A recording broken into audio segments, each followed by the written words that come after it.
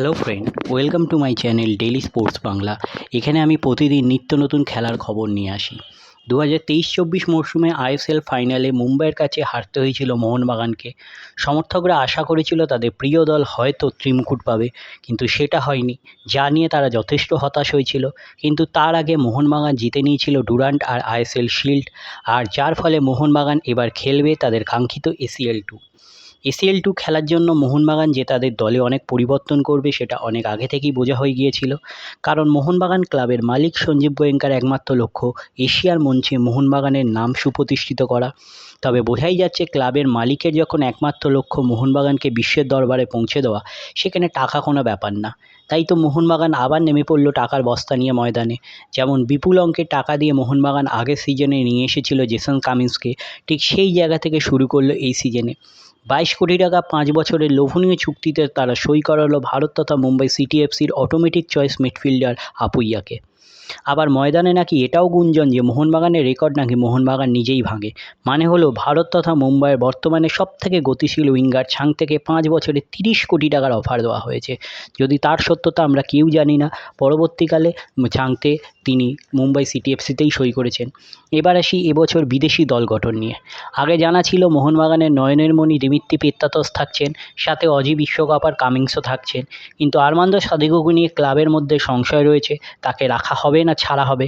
অন্যদিকে অস্ট্রেলিয়া লিগের top scorer Jimmy ম্যাকলারেনের সাথে কথা প্রায় চূড়ান্ত। একটা সূত্র মারফত জানা যাচ্ছে জিমির সাথে ক্লাবের সই-সাবুত হয়ে গেছে। মেডিকেল পাশের পর তার চুক্তির খবর আনুষ্ঠানিক করবে মোহনবাগান। অন্যদিকে নতুন কোচ হোসে মোলিনার কথা মতো এক স্প্যানিশ মিডফিল্ডারের সাথে কথা চালাচ্ছে মোহনবাগান। তিনি হলেন জাভি মার্টিনেজ। এছাড়াও নাম শোনা যাচ্ছে এবছর ইউরো খেলার জর্জিয়ান ডিফেন্ডার সোলোমন ক্রিভিলিয়ার নাম। আর এবার তারতেই নতুন সংযোজন হলো ব্রিটিশ ডিফেন্ডার ড্যানি ওয়াথের নাম। এসবই এখন গুঞ্জন, এখন দেখার ম্যানেজমেন্ট কাকে ফাইনাল করে। এবার আমরা চলে আসি এবছর মোহনবাগান যে সমস্ত বিদেশিদের ফাইনাল করেছে তাদেরকে নিয়ে।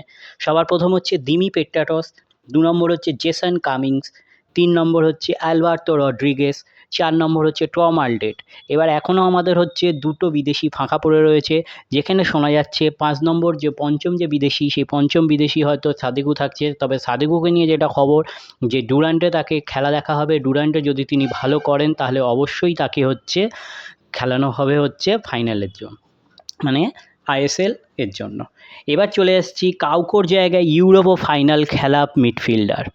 একের পর এক সই সংবাদ দিচ্ছে মোহনবাগান সুপার জায়েন্ট। গত মরশুমে একাধিক বিদেশি ফুটবলারকে মোহনবাগান ইতিমধ্যেই বিদায় জানিয়েছে। পুরনোদের বিদায় জানানোর অর্থ নতুনদের আগমন। নতুনদের মধ্যে কে কে আসতে পারেন সবুজ মেরুন ব্রিগেডে, এই প্রশ্নের উত্তর কিছুটা মিলছে, কিছুটা পাওয়া এখনও বাকি। জনি কাউকোকে সবুজ মেরুন জার্সিতে আর দেখতে পাওয়া যাবে না। 2023-24 মরশুমে মোহনবাগানের সাফল্যের অন্যতম কারিগর ছিলেন জনি কাউকো।